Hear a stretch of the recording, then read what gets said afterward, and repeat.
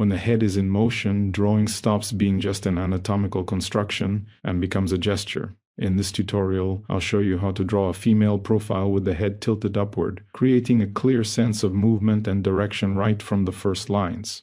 The model's head is lifted, which creates a diagonal flow from bottom to top, moving from left to right.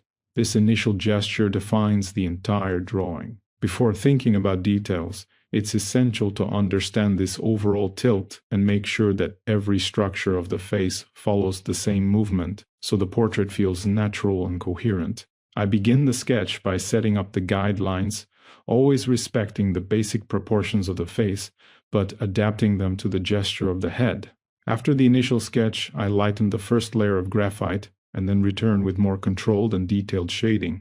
Here, I work with a tonal scale using HB, B, and 2B pencils, building smooth and gradual transitions. The alignment between the eyebrow and the ear, along with the base of the ear, gives me the main reference for placing the eye. There is also a horizontal alignment between the eye and the ear that works as an important guide, helping to keep the profile balanced even with the head tilted.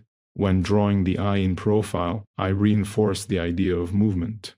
Seen from the side, the eye has a more triangular shape, and in this position, it shows a subtle spiral-like flow, especially toward the back. I use this curved motion both in the sketch lines and in the shading, which helps integrate the eye into the overall gesture of the head. The same logic applies to the eyebrow, whose lines follow a slightly radial pattern that supports the sense of motion. Because the eye occupies a relatively small area from this point of view, it's important to carefully develop the surrounding volumes to create depth and realism.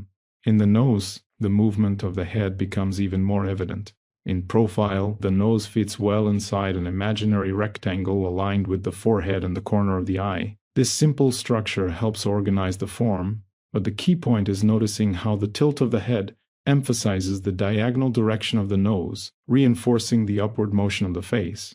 In profile drawing, it's important to be economical with contour lines, since many of them naturally dissolve into the skin tones during shading. All the skin tones were built using hatching, without blending tools. This choice keeps the drawing more alive and textured, which works well with the idea of movement. The mouth and the jaw also respond directly to this gesture. With the head tilted, these structures appear more vertical than they would in a neutral position. This creates a clear alignment between the corner of the nose and the corner of the mouth, with the lips fitting into the space defined by the tip of the nose and the tip of the chin. In the end, what gives strength to this portrait is not only accurate proportions, but the gesture as a whole. The head tilt and the movement of the hair work together to create a dynamic pose, full of energy, where every part of the face contributes to the sense of motion in the drawing.